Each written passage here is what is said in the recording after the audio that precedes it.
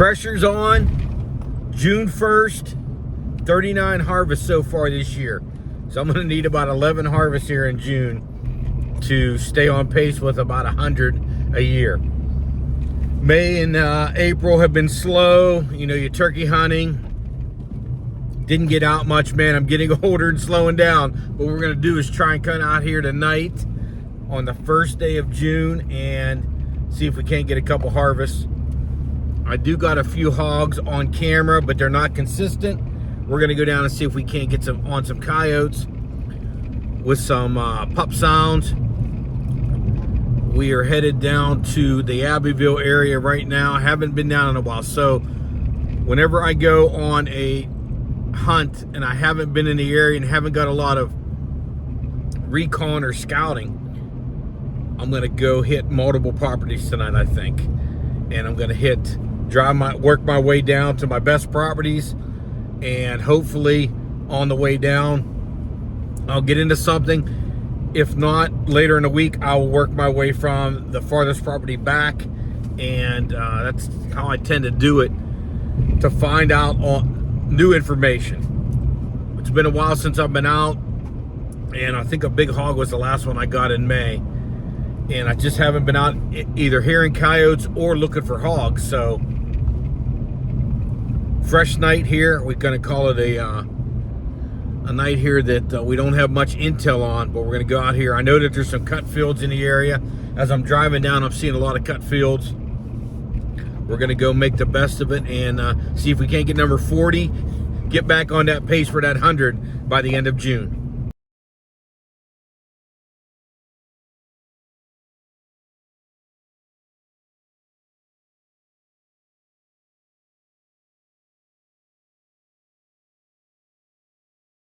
All right, 2 coyotes down tonight. Worked my way down, closest property to my farthest property. Hit the one just about dark. Got down to the farthest property about 10:45. In the cut fields, didn't even have a howl. Nothing responded, nothing answered back. So I worked my way down to the furthest property. Furthest property is going to be cow pastures, but they're all high right now. Nothing is cut down here. So I'm jumping back to the tactic that was working in May with the high fields. Last time I was down here and I got back home, I measured the creek bottom that I have. It's a big U. There's one other finger in it that comes kind of up in the middle of the U. And I got over a mile. It's about a mile and a half, just under a mile and a half of creek bottom that I can slide into because there's lower weeds. And what I'm doing is I'm walking into higher fields, looking into the travel lanes. These coyotes are just cruising up and down here. And I'm looking at the wind when I first pull in. So I'll pull into the parking lot. If the wind is blowing from the U toward the parking lot, I'm coming in from the parking lot. If the wind is blowing the opposite way, I'm walking down the road, looping around, coming into the U from the other direction.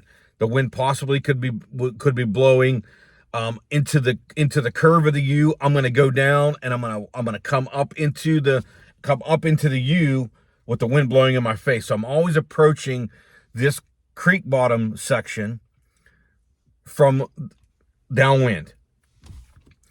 Great thing that always happens, man, when a coyote stand, I know it's going to be hot, is when I pull in, I'm setting up, I'm getting my tripod and all that ready, and the coyotes start howling. I didn't even initiate a howl, they're howling. So I'm sitting at the parking lot. The wind is perfect for me to approach from the right-hand side.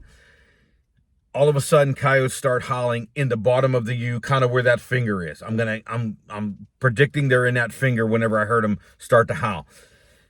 Just about ready, man, in a group on the right side, I mean, closest to me, probably within 100 yards of me, howls back at that group. So now I got 2 groups in that creek bottom. It's going to be perfect night. Slide in there. I'm going to at least get some action. Slide in there as I'm walking in the high weeds. A coyote actually was coming toward me, shoots back in to the bottoms. Don't even panic. It didn't know exactly what it was because it hung around. Body language. Watch that body language. The coyote goes out there, looks back at me. Goes out there again, looks back at me. Goes out there again, keeps looking back at me. I just don't move. I don't even want to take a shot at it because of the shot angles. I'm going to wait, and I'm going to slide in there, and I'm going to do some calling. slide out into an area where I'm looking down into that bottom. Wind's in my face. I got a little bit of a rise up here to my left, but all the bottom is going to be down into my right and then out in front of me. Go out there and I throw out, I'm throwing out all pup howls right now. Lost pup howl, lone pup howl, MFK, little B, lone howl, something like that. Sounds like a pup. So what I did was, first thing I threw out was little B, lone howl. Set that thing out there. No responses back, but I knew that I know they're in the ear, and I know that they heard me. Up to my left, about 5 minutes later, I look and a coyote comes up over top the hill and sits down. By the time I get my scanner down, it sits down. I get on the gun. I'm shooting about 90 yards to my direct left, up the drainage, and then it goes up into the hardwoods, across the road into all the big woods. Man, put that on there, bam, drop that one. Knock that thing down perfectly and just sit there and wait. Now I'm going to go to something a little bit lighter, not that howl again, and I go to Mama House. It's a pup howl, but it's really low if you play it. It isn't as loud as the Little B. Little B was a little bit louder. About 5, maybe 7 minutes later, look down to my right. Here comes another female, straight down, going into the bottom. Stop her, bam, drop number 2 for the night. Great thing I love about this hunt, man, is I'm still on that tactic. I don't think that I hit this tactic as much as I did other times. I know that I've gone in there because it's the only place I can see, but I don't think I've hit it this many times in a row. Keep checking that same bottom because it's so long, and I keep going in there, man, and it just, another group comes in, or there's multiple groups in that mile and a half area that just keeps producing over and over again. Calling to them first. I love it when I have another group that I can go to next time. As we were driving down and I did the video, that was a total fresh hunt. I had no idea where I was going to be hitting again. Was the cut fields going to pay off? Is that bottom still going to pay off? And I went down in there, man. Now I have coyotes to go at again. Next time I go down, the last group that I heard, or the first group that I heard when I pulled in there, that's going to be the group that I go at after next. And then I'm going to work my way back. Hopefully the cut fields pay off in the midnight time frame. So that's kind of how I approach coyote hunting right now.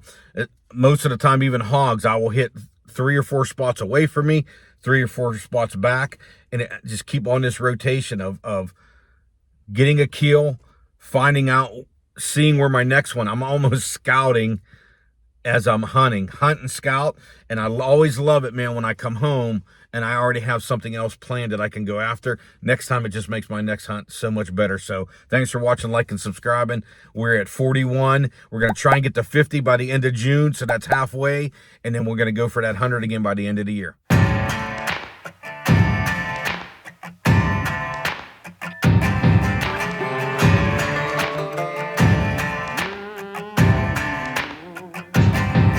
With a piece in my hand and bloodshot eyes, I walked to the water for a last goodbye. He begged so much, it clouded my mind. One thing's clear, the man's gotta die. Might makes right, so he said, when he held all the keys over our head. I lived in that grip, but now he'll learn at the end with the tables turned.